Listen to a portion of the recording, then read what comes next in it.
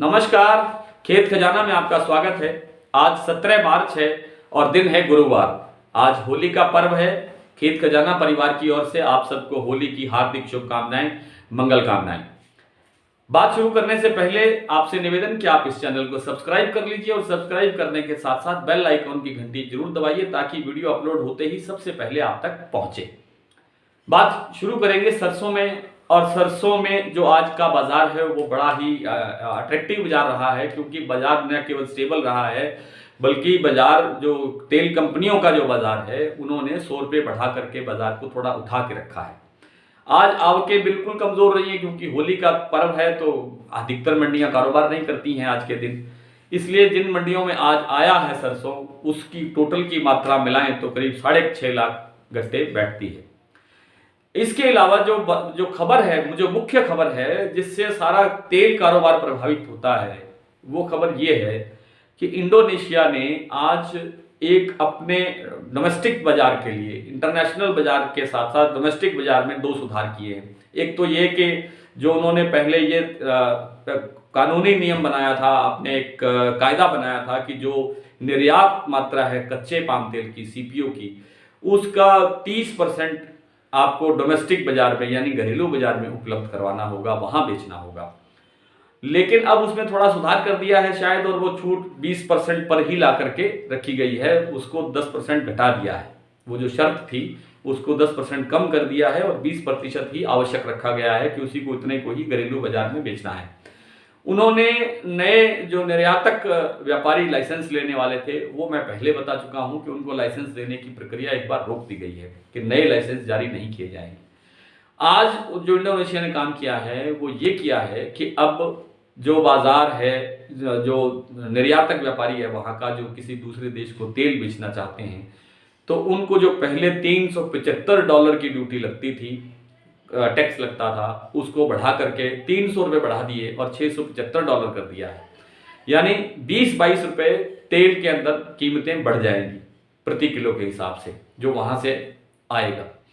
और इस हिसाब से जो उपलब्धता है उस पर फिर संकट पैदा होगा, क्योंकि इतने महंगे भाव का तेल भारत में लेकर के और उसको किस भाव में आगे कौन बेचेगा, कौन रिस्क लेगा, कौन इतना बड़ा संकट का सामना करेगा।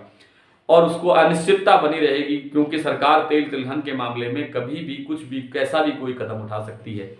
लेकिन इन सब के बीच जो ऐसा लगता है कि कुछ भी हो, तेल तिलहन का बाजार जब तक सरकार के ठोस प्रयास नहीं होते तेल तिलहन की खेती बढ़ाने के लिए, तब तक तेल तिलहन का बाजार और खाद्य तेलों का बाजार कमजोर या मंदा या डाउन दिखाई नहीं देता है। सरकार को ऐसी योजनाएं बनानी चाहिए, ऐसा प्रयास करना चाहिए कि न केवल तिलहन की खेती बढ़े बल्कि तिलहन की खेती बढ़ने के साथ साथ किसान समृद्ध होगा, किसान की समृद्धि से कारोबार चलेगा, जीडीपी बढ़ेगी। इसके साथ साथ जो हजारों जो कारखाने, तेल कारखाने जो समय से पहले बंद हो जाते हैं या जिनको पर्याप्त मात्रा में सरसों या दूसरे तिलहन नहीं मिलते हैं, वे साल भर काम कर सके, साल भर वे काम करेंगे तो हजारों लोगों को रोजगार मिलेगा और जो किसान की परचेज पावर बढ़ेगी, किसान की जो खरीदने की क्षमता बढ़ेगी, तो उससे हर तरह के बाजार में एक रौनक बढ़ेगी, समृद्धि आएगी, मजबूती आएगी। किसान एक साल में अगर 2 शर्ट सिलवाता है तो उसको 4 शर्ट सिलवाने का भी मौका मिलेगा। अगर वो कोई गाड़ी लेना चाहता है, पहले छोटी का मन है तो फिर वो ठीक ठाक गाड़ी लेने के में भी सक्षम हो सकता है। फिर और तो दूसरी तरह की सुख सुविधाएं हैं जीवन में जो उसको चाहिए वो उसको मिलनी चाहिए। अगर किसान समृद्ध होगा तो देश की आर्थिक प्रगति निश्चित रूप से होगी।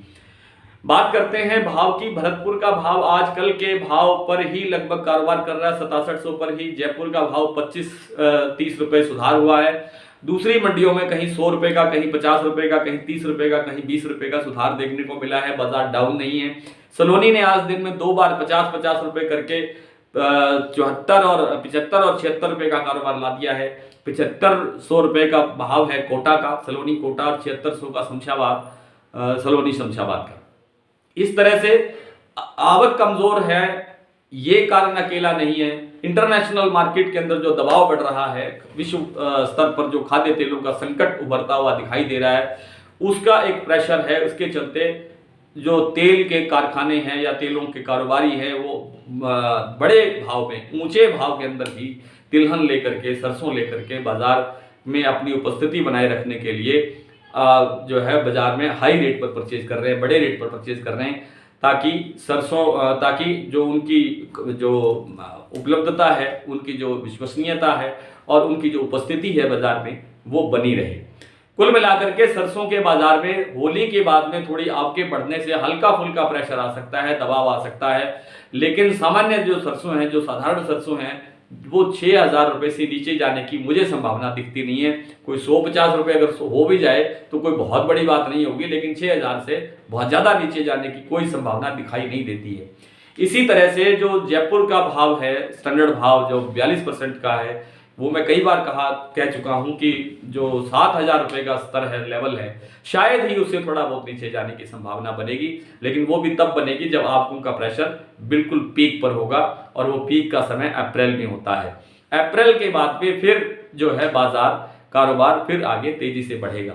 एक निवेदन छोटा सा आपसे ये भी करना चाहता हूं कि एक वेबिनार हुआ है हाल ही में कॉटन को लेकर के, गेहूं को लेकर के, खल को लेकर के और तिलहन दलहन को लेकर के, उसमें सब चीज़ों का एक समावेश हुआ है। उस पर एक आधारित यानी विशेषज्ञों की, ज्योतिषाचार्यों की राय क्या है बाजार को लेकर के, गेहूं को लेकर के, कॉटन को लेकर के, खल, सरसों, चना इत्यादि को लेकर के, उस पर एक विस्तृत रिपोर्ट हमने सुबह जो कल हमारा डेली बुलेटिन आएगा, विशेष बुलेटिन जो आता है, उसमें हम प्रकाशित कर रहे हैं। आप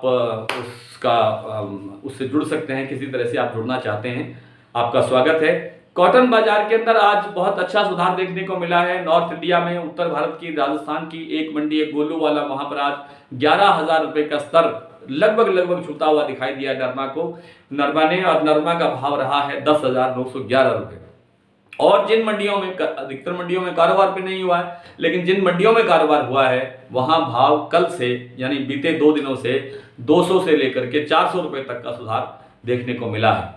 और कहा जा रहा है कि जो नॉर्थ इंडिया में जो आवक है वो सबसे ज़्यादा कमज़ोर हो रही है बजाय दक्षिण भारत की, और सबसे ज़्यादा इस समय जो आवक हो रही है वो केवल और केवल महाराष्ट्र में हो रही है 20-22 हज़ार की। उसके बाद नंबर आता है गुजरात का, और उसके बाद मध्य प्रदेश में तो आवक है ही नहीं। 2,000 बोरी की आवक है, 2,500 बोरी की आवक हो सकती है, सॉरी गांठों की आवक है। तो अब आगे आगे उपलब्धता कम हो जाएगी, और 20-22 दिन तक, यानी यहाँ से 20-22 दिन आगे यानी 5-7 अप्रैल तक कॉटन बाजार में एक अच्छा तेजी का माहौल रहने की संभावना है। उसके बाद बाजार डाउन हो सकता है, कुछ थोड़ा बहुत प्रेशर 10-12% का बाजार पर, 15% का भी संभावित है कि दबाव आएगा। आइए कुछ मंडियों के भाव देखते हैं। आज भरतपुर का भाव कल के क्लोजिंग भाव पर है। कल 6700 रुपये पर बाजार बंद हुआ था, आज 6700 रुपये पर ही खुला और इसी स्तर पर कारोबार होता रहा। जयपुर आज 7100 रुपये है, 25 रुपये 40 रुपये तेज है। दिल्ली 6,900 रुपये, सलोनी 7500, कोटा 7600 रुपये, शमशाबाद, सिरसा 6350, अलवर 6700, बाना मंडी 6350, कोटा 6600, गंगानगर 6613, हिसार 6609, हापुड़ 6500, बीकानेर 6800, दादरी 6,900, आदमपुर 6,900। ये मील का भाव है, और वैसे जो मंडी का भाव है, ढेरी का भाव है, वो 6,700 रुपये है दादरी का।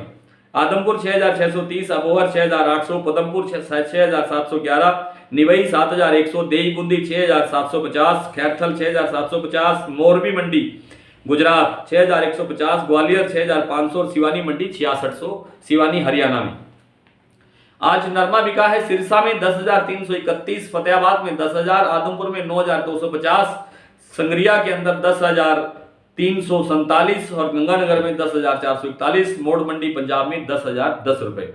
कल आपसे फिर इसी तरह से मुलाकात होगी, लेकिन क्षमा करें कल मुलाकात संभव नहीं होगी, क्योंकि कल रंगों का खेलने का दिन है। आप भी खेलें, सब मंगल तरीके से, अच्छे तरीके से अनुशासन में रह करके आप होली का त्यौहार मनाएं। आपको फिर से होली की हार्दिक शुभकामनाएं। अगली मुलाकात शनिवार को होगी।